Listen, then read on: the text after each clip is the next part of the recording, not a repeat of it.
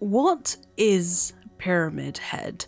In Silent Hill 2, reality, the otherworld, and the fog world each twist Pyramid Head into something new, but the aproned figure we see in the Silent Hill 2 remake has changed a bit from what we saw in the 2001 original. The Bloober Team remake expands Pyramid Head's lore and significance, as well as what he symbolises to James. But as with everything, it all starts in the dark past of Silent Hill. Before we dive in, just be aware that the lore I'm about to dissect contains some spoilers for the Silent Hill 2 remake, and indeed the original, so beware.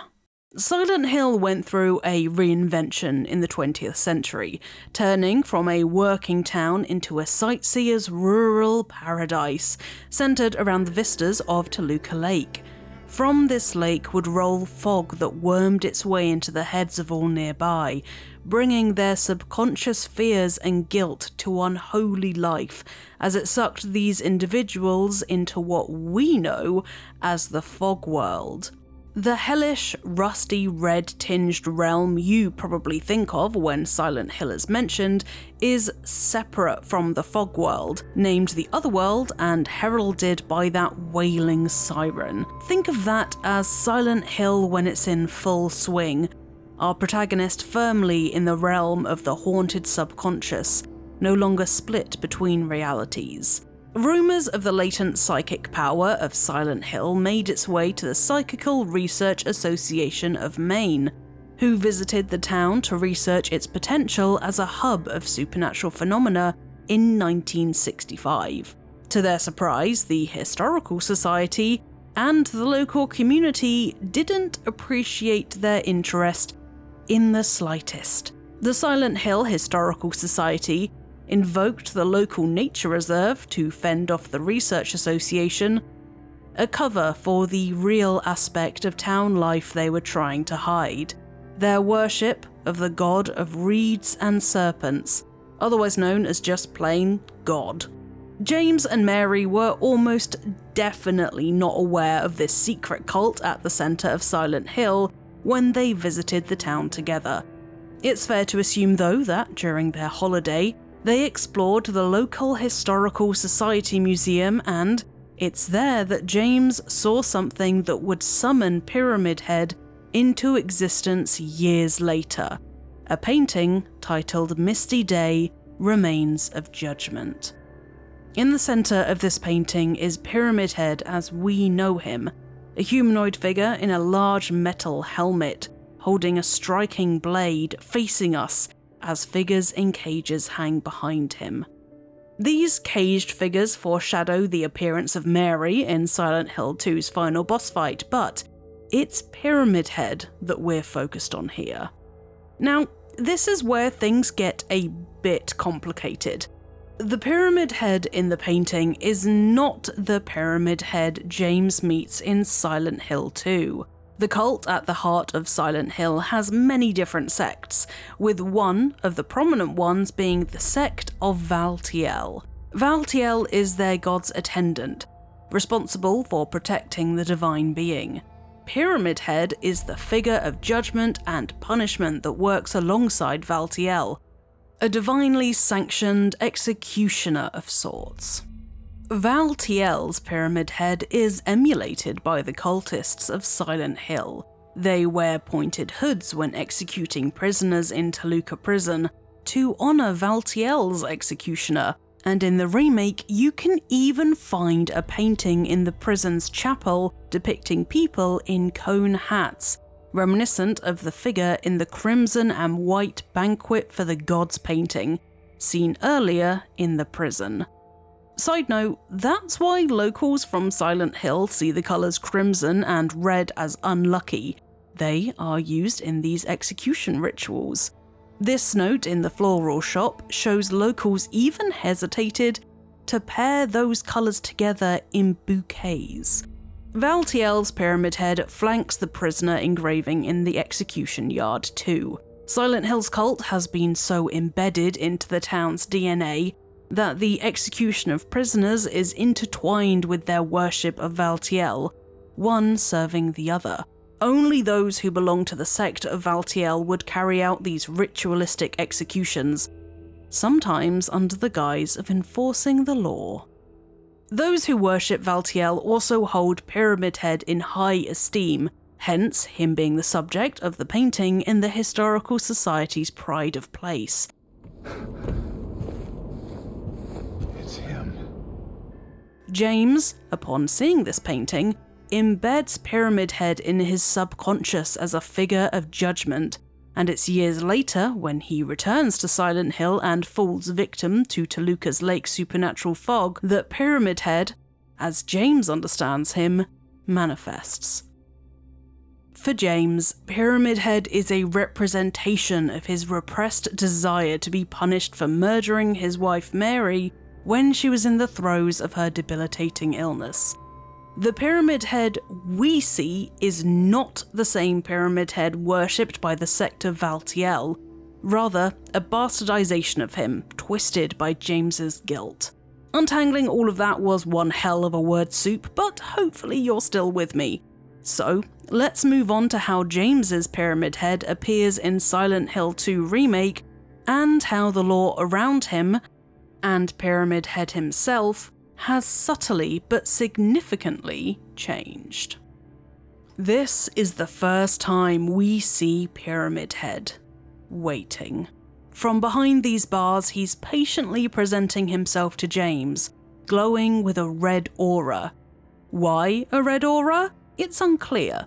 To indicate he's being manifested by the Toluca Lake fog, perhaps? To simply make him easier to see, more striking against the abyss behind him? If you think you know why he glows red, then I'd love to hear your theories, but whatever the reason, you can't deny that Pyramid Head's debut is ominous. Throughout the entirety of the game, it's important to remember that Pyramid Head has been manifested by James's subconscious, trying to get him to remember that he murdered Mary and that he seeks punishment for doing so. Everything Pyramid Head does is to further this agenda, from not killing James when he's hiding in that cupboard, to walking away at the end of his first boss fight, to repeatedly killing Mary's doppelganger, Maria. Pyramid Head only dies when James has come to terms with his past.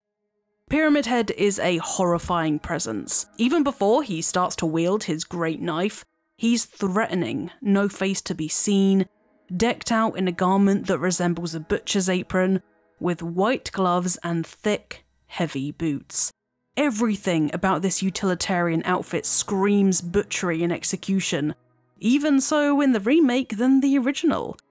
In the original Silent Hill 2, Pyramid Head is wearing more of a smock or tunic than an apron, and you can't see his exposed back nor his trousers and boots. His behaviour has undergone a change as well. In that infamous assault scene, I could call it something else, but YouTube would demonetize this video in seconds, Pyramid Head is violent, perceptively filled with rage as he does things to those two mannequins. The remake has him look more like he's trying to stop the legs of one mannequin from hitting him. Before seeing Pyramid Head and those mannequins, in the remake, James picks up an embroidered handkerchief.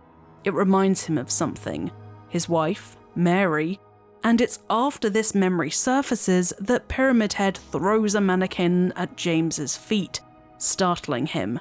This is no coincidence. The scene is meant to establish that Pyramid Head is not on the same side as the mannequins and lying figures. He's acting just like James, repressing his guilt by attacking the very creatures who symbolise it. In both versions of Silent Hill 2, Pyramid Head has these jerky arm movements, doesn't react to the bullets fired by James, and grabs his helmet in the exact same way. Masahiro Ito, the creator of Pyramid Head, has said in the past that Pyramid Head expresses his will and emotions using his hands, potentially explaining his bizarre arm windmilling. Not everything is explainable when it comes to Pyramid Head, but that's part of what makes him so interesting. Speaking of, I know this is going to sound weird, but I need to talk about his hands. Both incarnations of Pyramid Head have his first 4 fingers conjoined, with only his little finger being free. While yes, you can see this as an indication of the simplicity of earlier game models, there's another fascinating possibility here. In both the remake and the original game, Pyramid has the same distinctive hands, meaning he is literally unable to wear a wedding ring. Interesting, don't you think? After this first major encounter with Pyramid Head, in the remake you go straight into Blue Creek Apartments via a door in the wall. The original has you doing this via a fire escape, but that's all cut out this time around, instead leading you directly into what is a pretty spot-on, literal reflection of the apartment you were just in, complete with the cupboard. But there's one major difference.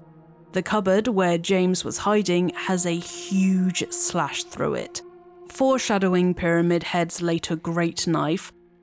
This, I think, is meant to make us and James do a double take, and to warn James that he could have died then and there. Again, seeking punishment, which Pyramid Head is also happy to oblige. Side note number 2, Pyramid Head's great knife doesn't manifest until James takes the knife from Angela Orozco. The great knife itself looks like one half of a pair of scissors to me, hinting that later on in James's journey, a second Pyramid Head, the lost half of the scissors, as it were, will make an appearance. Moving on to the first boss fight with Pyramid Head, this is another instance where the remake has made some intriguing changes. He's not assaulting a lying figure, instead chucking it towards what can only be described as giant furnace doors. Following the encounter, Pyramid Head doesn't descend into the murky water, but instead throws those doors open and disappears into the fog. Both exits do lead outside. However, this change is less surreal than the original, and I can't quite decide how I feel about it. The labyrinth is the penultimate location where James encounters Pyramid Head. There's a funny little bit of meta commentary here, in my opinion. In the original, you can find the great knife in a kind of operating room and equip it, meaning you can use it against the dual Pyramid Head boss fight. Understandably, this is removed from the remake, but when you find that same room, indicated by these hanging corpses and tiled walls, you stumble upon Pyramid Head walking past, dragging his great knife, who turns and gives you an accusatory stare as James lurks behind the same metal bars that separated us in the first encounter. It's almost like he knows something we don't. Of course, shortly following this, James does get to drag the great knife around, using it to make those flailing limbs retreat, but he drops it afterwards, presumably because it weighs a ton.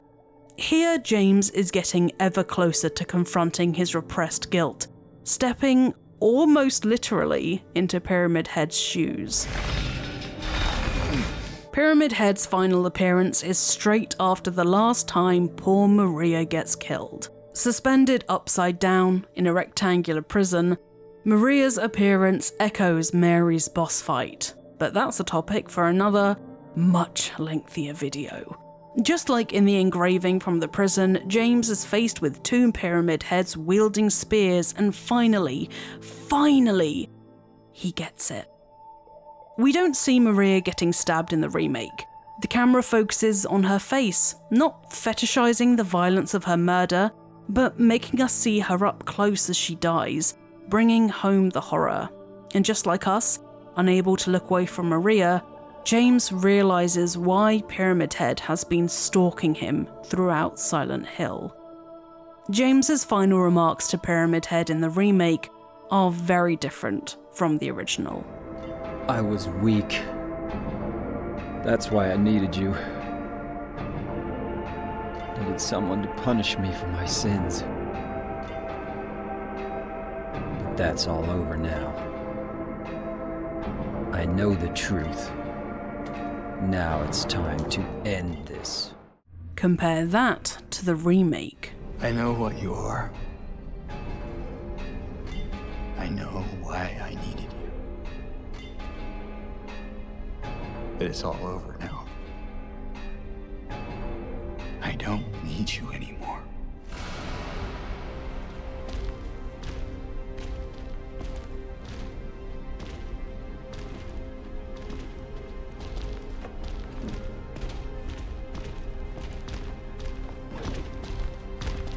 I'm ready. James is at peace with his past. Less confrontational than before, less painfully obvious about the symbolism, and honestly, less scared. These two Jameses are vastly different from each other, and fittingly, so is Pyramid Head. The Silent Hill 2 remake has reimagined the classic story we all know so well, and I was pleasantly surprised by Bloober Team's interpretation of Pyramid Head. But now I've made my points, I want to know, what do you think? Could Bloober Team have gone even further with their reinterpretation of Pyramid Head? Or are there any unanswered questions you have about him that I can answer for you? Please do let me know in the comments below, as I will take any excuse to talk about the lore, you know me. If you enjoyed this video, then feel free to like and subscribe to Eurogamer, and for more videos about video games with yours truly, Zoe Delahunty-Light. And now I'm going to go and start to research the symbolism behind all the other horrors in Silent Hill 2, so I'll see you folks next time.